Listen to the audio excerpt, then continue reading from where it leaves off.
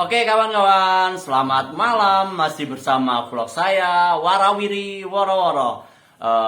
Di kesempatan kali ini kita akan membahas tentang apa itu dunia jurnalisme. Jurnalisme apa jurnalistik? Jurnalistik atau jurnalisme. Dan dasar-dasar jurnalistik atau jurnalisme itu apa aja? Oke, bersama narasumber kita, wartawan senior dari Kota Pati, Bapak Solikul Hadi. Oke, Pak Solikul Hadi, apa sih makna dari jurnalistik itu tersebut, Pak?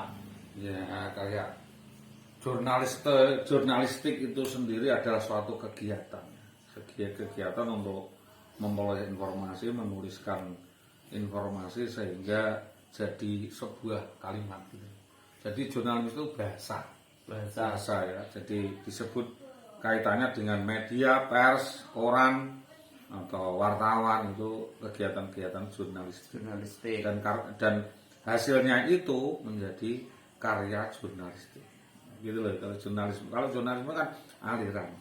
Pokoknya hal-hal yang berkaitan dengan media lah. Media cetak, media elektronik itu namanya jurnalistik online atau berarti istilahnya orang yang diberi wewenang untuk memberitakan atau menjurnalistikan suatu perkara atau kejadian gitu ya Pak ya? Ya, jurnalistik itu intinya ya pelajaran bahasa Indonesia lah gitu. Jadi orang yang bisa menyuguhkan, memasak sesuatu kejadian atau informasi yang dalam bahasa itu kan ya. Itu bahasa Indonesia lah, pelajaran bahasa Indonesia. Bisa menyampaikan dengan bahasa yang lugas, sederhana, mudah dipahami dan teratur, efektif dan menjadi kalimat yang pantas untuk disuguhkan. Kayak orang memasak itu saja. Cara ringkas, jadi jurnalistik itu merupakan bentuk daripada bahasa sehingga kita bisa tidak memubazirkan kata-kata. Jadi pada intinya jelas, lugas, tepat, simple, efektif. Bukan buat buku atau membuat drama. Berarti di jurnalistik itu banyak istilahnya orang-orang yang berkecimpung di situ, termasuk wartawan itu kan? Salah satunya wartawan. Terus apakah ada perbedaan antara wartawan dan LSM, Pak? Biasanya kan mereka itu saling bersatu gitu kan? Ya, itu yang sering disalahpahami. Kadang-kadang wartawan itu kan mencari berita. Ya. Dia mengungkapkan apa yang dia lihat, apa yang dia menjadi sebuah tulisan jurnalisme itu tadi dan menjadi karya jurnalistik. Sifatnya dia cuma memberikan informasi. Sedangkan yang menangani itu lembaga.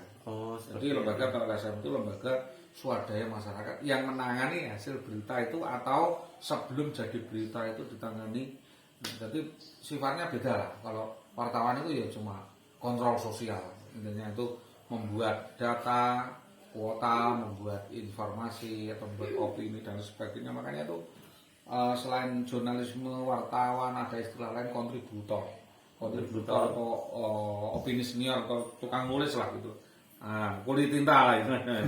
Jadi kita melihat di situ mungkin nanti kan lihat produk-produk jurnalismenya.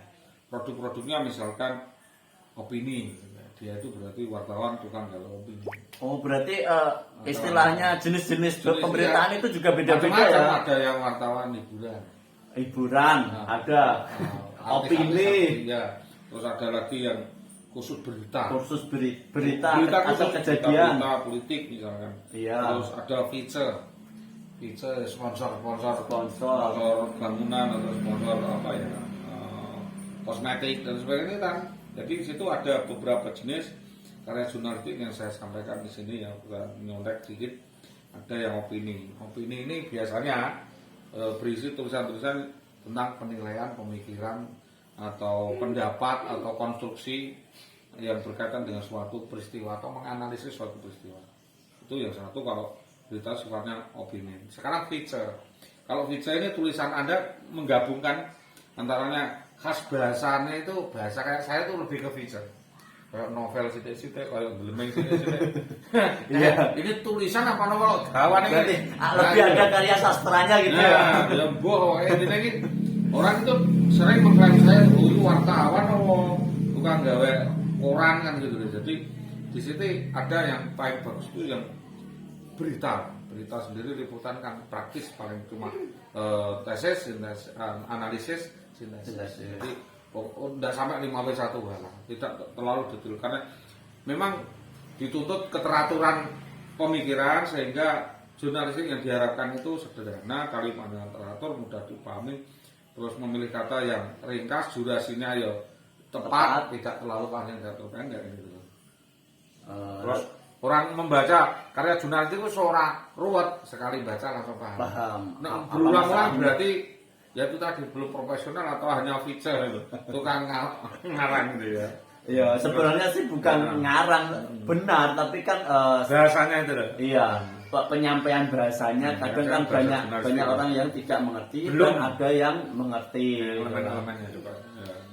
Terus elemen-elemen dari jurnalistik itu tersebut apa aja, Pak? Ada 9 elemen. 9 elemen ya. 9 elemen jurnalisme itu sendiri ya itu mencakup beberapa hal, termasuk diantaranya satu diantaranya namanya kode etik jurnalistik. Kode etik ya? Ya, kode etik. Jadi seseorang masuk ke dunia jurnalistik itu harus disiplin. Disiplin punya kewajiban, misalkan punya integritas bahwa apa yang diberitakan itu tidak hoax atau benar. Terus netral, misalkan itu. Tidak memihak satu lembaga pun. Terus gitu ya? melakukan verifikasi, ya dicek, tidak asal gawe jeplak bisa saja. Terus punya sikap sebagai jurnalistik atau setia, punya loyalitas kepada profesi atau teman. Terus independen, ya unsurnya independen itu santai. Terus sebagai kontrol sosial dan pemantau. Terus menyediakan forum. Jadi 9 unsurnya menyediakan forum itu ada forum untuk menanggapi atau memberi hak jawab. Kalau nggak terima, dikritik harus mau tulisannya itu dapat tanggapan publik. Terus ada lagi yang penting itu menyampaikan sesuatu berita relevan aktual. Tajam terpercaya. Terus komprehensif, mencakup dari A sampai ke penutup, pembukaannya itu mencakup semua lini dan bisa dibaca semuanya, tidak separuh-separuh. Itu intinya bahwa dalam jurnalisme itu berita yang disajikan itu tidak terpecah tapi komprehensif, proporsional, sesuai hati nurani, terus bertanggung jawab secara moral dan punya standar nilai. Dan itu setiap orang bisa sebenarnya jadi jurnalis. Bisa disebutkan tidak harus bisa. Tekniknya bagaimana gitu biar orang awam juga bisa untuk menyampaikan satu berita. Jadi, gitu. Asalkan dia memiliki kompetensi kepribadian maupun pemikiran, pemahaman dan karakter, itu bisa dia menuliskan. Jadi semua warga punya hak, memiliki hak dan tanggung jawab di dalam berkaitan dengan berita. Yang penting itu mengikuti ya kualifikasi, terus kode etik, aturan, bagaimana yang akan disampaikan, jenisnya berita-berita apa misalkan. Apalagi sekarang leluasa dengan media online itu ya. Iya. Cyber itu online itu malah lebih leluasa. Misalnya Anda cari blogger yang aman atau WordPress yang aman, terus nulis, sebenarnya luas sekali itu dan tidak harus mencari dari mana-mana. Apalagi kan cuma kita pengen meng-share biar masyarakat tahu. Itu kesempatannya di situ dilindungi. Undang-Undang Nomor 40 tahun 1999 tentang pers. Dan itu nama-nama seorang itu kan dilindungi. Jurnalis, reporter, editor. Berarti memang benar-benar dilindungi sama undang-undang itu ya. Tidak bisa seorang wartawan atau penulis itu tahu-tahu salah tulisannya atau tangkap polisi, tidak bisa. Ada aturannya, nggak usah khawatir. Terus uang kan cuma ditakut-takuti, harus bertanggung jawab. Ya, semua orang ya harus bertanggung jawab terhadap tulisannya atau pembicaranya. Kayak saya ini, saya bertanggung jawab penuh. Saya pengalaman kok dalam hal mengedit berita, menyampaikan berita udah ada berapa tahun, 15-an tahun lebih. Yeah. Terus struktur keorganisasian dari jurnalistik itu tersebut mengandung unsur apa aja Pak? Ya, Pak? Jadi dalam jurnalistik itu sendiri itu ada namanya box redaksi ya. Box redaksi itu mencakup beberapa orang yang harus masuk di manajemen. Nanti yang mungkin saya sampai membuat sebuah pemberitaan atau membuat redaksi berita ya. Satu menyangkut namanya chief editor atau pemimpin redaksi. Pemimpin redaksi satu ya. Yang kedua pelaksana redaksi atau manager, managing director atau direktur operasional. Ya, terus redaktor atau pimpret. Itu dikatakan kalau orang jabrik lah. Ya, jabrik atau editor. Iya. Di situ bisa. Terus nanti reporter yang di lapangan berarti. Ya, fotografer. Terus ada lagi namanya koordinator lapangan. Nah, koordinator wilayah, daerah lapangan. Terus ada lagi koordinator sosial hukum, ada koordinator saya ini ya. Ada linknya masing-masing itu ya. Iya, koordinator daerah misalnya, berarti daerah itu. Terus koordinator cabang. Jadi setiap organisasi dikasih koordinator satu. Seluruh Indonesia saya ini koordinator seluruh Indonesia di bidang hukum misalnya. Jadi untuk mengkoordinasikan teman-teman yang terjerat urusan hukum dan sebagainya, saya diundang untuk mendampingi. Tapi koordinator bukan penasihat hukum ini. Terus lagi ya reporter, fotografer, ya toh. Iya. Terus tukang dokumen, unsur-unsurnya koresponden. Iya. Yang kamu tanyai siapa? Terus kontributor tadi sudah katakan, penulis yang membuat kolom, terus yang membuat proses pemberitaan, terus sumber daya manusia dalam manajemen itu sendiri, mungkin tukang masak atau drop. Tentu itu nanti pemimpin redaksi itu hingga kontributornya disebut wartawan. Lalu wartawan ini ada yang menjabat apa gitu kan? Iya. Menjadi kacap, kepala cabang wartawan. Seperti itu. Terus biru, terus ya kontributor wartawan itu tadi. Nanti terus di meja redaksi sendiri kan ada gitu namanya pimpret, terus wakil pimpret, terus pembantu pimpret, koordinator dan terus nanti kalau yang di bagian manajer operasional kaitannya uang kan mestinya ada manajemen sendiri, bendara, nanti ada lagi manajer periklanan ada lagi. Makanya di dalam membuat berita itu banyak unsur dan memberi lapangan kerja banyak. Seluruh Indonesia bisa gitu. Itu unsur-unsur atau apa yang dibutuhkan dalam manajemen ya. Manajemen di dalam redaksi. Terus proses sekarang manajemen itu ada macam manajemen kantor yang tadi ya. Sekarang manajemen proses. Itu sebelum proses itu berjalan namanya planning organizing-nya dibuat namanya new planning. Jadi membuat planning apa yang akan besok kita lakukan. Itu udah diskusi iya. Terus news hunting. Kalau mau hunting itu nanti berita terbaru gitu ya. Ada gatheringnya. Terus news writing. Terus teknik penulisannya nanti dibuat gaya apa gitu. Terus news editing, terus news publishing. Jadi proses itu tadi. Jadi ada proses panjang di dalam menyusun proses jurnalistik itu tadi yang prakteknya itu secara gamblang ya. Perencanaan, peliputan, penulisan, penyuntingan naskah atau editing, terus publikasi. Jadi tidak langsung ketemu langsung itu nggak profesional. Kadang-kadang malah salah. Berarti dalam kita memberitakan satu berita itu pasti ada penyaringan tertentu gitu ya. Sehingga kita diarahkan untuk proses editing terlebih dahulu atau ke pihak-pihak yang mengedit berita itu. Apakah berita itu layak di blow up atau enggak gitu ya. Berarti mengalami istilahnya step by step untuk menyampaikan suatu berita itu tidak asal kita nulis terus di-up gitu nggak bisa ya berarti. Itu wong dolanan itu. Nanti di komplain sama masyarakat. Ya. Jadi intinya ada beberapa kualifikasi yang harus dimiliki oleh para wartawan. Itu diantaranya satu punya karakter. Dia punya karakter bermasyarakat, karakter mendampingi masyarakat. Kendel intinya kendel lah. Berani mati lah gitu. Memang profesi di situ. Kayak orang ngarit itu kan pakai ngarit ya berani kepelatok kan gitu. Berani macul. Orang nulis ya berani ketulis kan gitu. Jadi terus namanya codes of conduct. Codes of conduct itu kode etik. Terus juga memenuhi kualifikasi misalkan menguasai bidangnya, liputannya mengenai pendidikan, misalnya UKW, ya ujian kelayakan seorang wartawan kan ada dia. Terus melalui beberapa sekolah lah gitu. Terus mengalami teknik jurnalistik, tahu tekniknya ada diklat gitu. Terus nanti ada waktu masa masa uji coba, pantas enggak? Pantas atau enggak untuk jadi kalau enggak ya gagal juga ya jadi penulis cerita jadinya. Perlu loyalitas tinggi gitu loh. Banyak hal perlu, memang ada proses, ada teknik, ada ilmunya. Jadi itu terkait siapa aja bisa jadi bisa untuk wartawan. Siapa aja bisa berarti bisa, ya Pak ya? Bisa tanpa sekolah pun bisa.